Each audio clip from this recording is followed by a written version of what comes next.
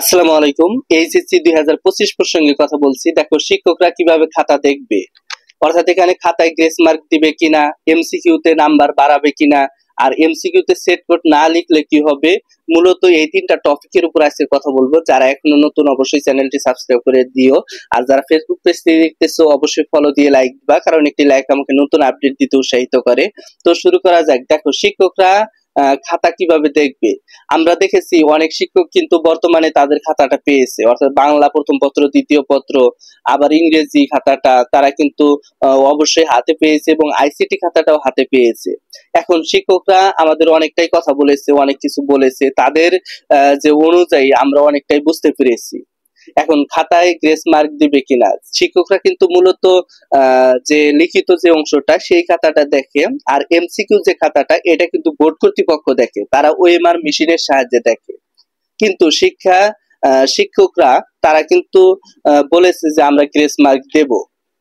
এখন যদিও শিক্ষা উপদেষ্টা তাদের নির্দেশিকা দিচ্ছে যে কোনো গ্রেস মার্ক দেওয়া হবে না, তারপরেও তো শিক্ষকরা সহৃদয়বান, তারা চায় যে শিক্ষার্থী যেন পাশ করুক, অনেক শিক্ষার্থী ফেল করুক, এটা কিন্তু তারা কখনোই চায় না। দেখো তারাও এমনটাও বলেছে যে বেশিরভাগ শিক্ষার্থী সিকিউ অংশে পাশ করে, এবং কিছু শিক্ষার্থী আছে বা বেশিরভাগ শিক্ষার্থী আছে এমসিকিউ তে ফেল করে। আমরা কিন্তু এমসিকিউটা দেখি না, আমরা সাধারণত সিকিউ বা লিখিত অংশটা দেখি। সেক্ষেত্রে এই সিকিউ অংশটা আমরা কিন্তু গ্রেস মার্ক দিতে পারবো, অর্থাৎ শিক্ষক অবশ্যই চাইলে একটা শিক্ষার্থীকে গ্রেস মার্ক দিতে পারে, বা সে অনুযায়ী তারা কিন্তু দিবেও। এটা কিন্তু অনেক শিক্ষকের মন্তব্য। তো দেখো খাতায় যদি গ্রেস মার্ক দেয় সেটা কিন্তু শিক্ষকরা ওপেনলি বলে, কিন্তু এমসিকিউ যে অংশটা এটাই যদি গ্রেস মার্ক দেওয়া হয়, বা এমসিকিউ অংশে যদি বোর্ড কর্তৃপক্ষ গ্রেস মার্ক দেয় সেটা কিন্তু তারা প্রকাশ করে না।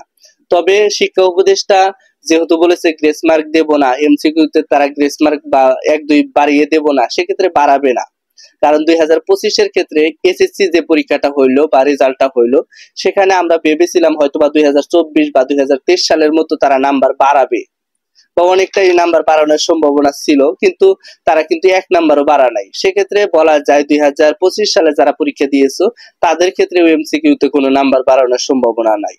তবে এখানে একটা বিষয় লক্ষণীয়, এমসিকিউ তে সেট কোড না লিখলে কি হবে, তাকে কি খুঁজে বের করা হবে। দেখো এখানে যেহেতু এমসিকিউ অংশটা খুবই গুরুত্বপূর্ণ, যদি সেট কোড না লেখো সেক্ষেত্রে শিক্ষা বোর্ডের একটা করণীয় হচ্ছে সেটা 4টা সেটেই তোমাকে মিলিয়ে দেখা। যদি একটা সেটে তুমি পাশ করো, হয়তোবা তারা ভাববে যে ওই সেটে হয়তোবা শিক্ষার্থী পরীক্ষা দিয়েছে, যার কারণে সে পাশ করেছে। এখন 4টা সেটেই যদি মিলিয়ে থাকে যে তুমি পাশ করতে পারো নাই, সেক্ষেত্রে তারা কিন্তু তোমাকে ফেল হিসাবে গণ্য করবে। পরবর্তী যতই বোর্ড চ্যালেঞ্জ করো না কেন, তোমরা কিন্তু পাস হবা না।